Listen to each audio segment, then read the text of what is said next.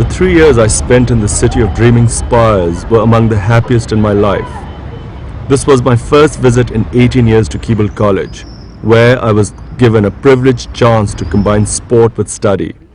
I owe a lot of it to my tutor, Dr. Paul Hayes. Paul, I know you were responsible for getting me into Oxford.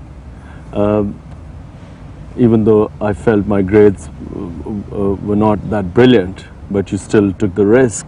I want to know why you took that risk. Well, grades aren't everything. About people. People develop. You're a very fine cricketer. You would obviously do a great deal for cricket, university.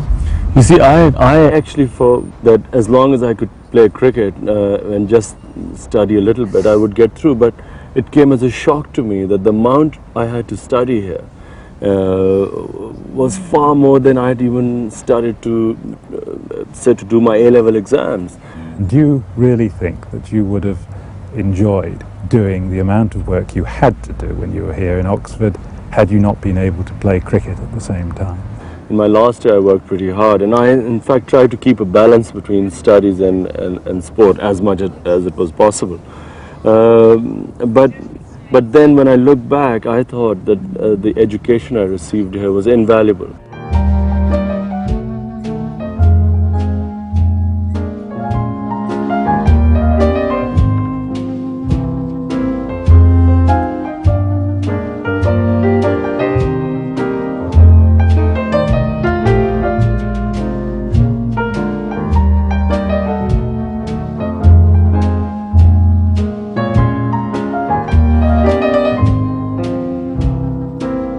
See, Imran, that as when you're an undergraduate you're not drinking anything. That's pretty unusual amongst sportsmen, and of course it was particularly unusual, wasn't it, when you were an undergraduate, because most of the teams I remember playing for, people drank like fishes rather than the reverse.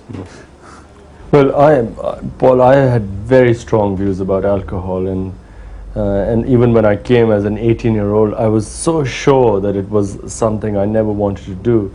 And when I look back, I think it's one of the best decisions I took, because really alcohol and sport just don't mix. Also, I see a lot of young Pakistani students who come here and who in similar situations to me end up, because they see everyone else drinking, they start, and really they probably can't handle it as much as, say, certain English people who've grown up with alcohol. My favorite spot in Oxford was the university parks, where I played most of my cricket. Players actually enjoyed the game, rather than treating it as work. One of my closest friends then was Guy Waller. Once I'd left the university, did you feel I would stay in this country so long and that I would still be playing cricket? I still think that you will be quite a significant figure outside cricket because of the You mean in Pakistan? Yes, I'm sure you will. And you have a lot to offer there. I think you're someone who's really obviously enjoyed the game of cricket, so it doesn't surprise me you've been going on as long as you have. But you know, I suppose playing a sport which is so uncertain. And I think at the time I had these set attitudes. I thought, okay, 1 year of cricket and then civil service.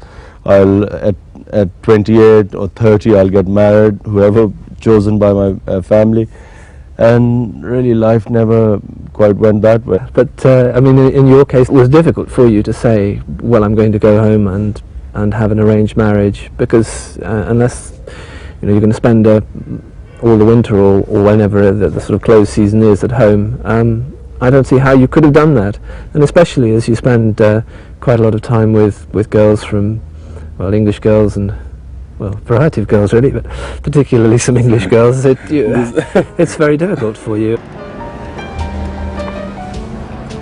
It's only when you get up here you realize what a beautiful city Oxford is.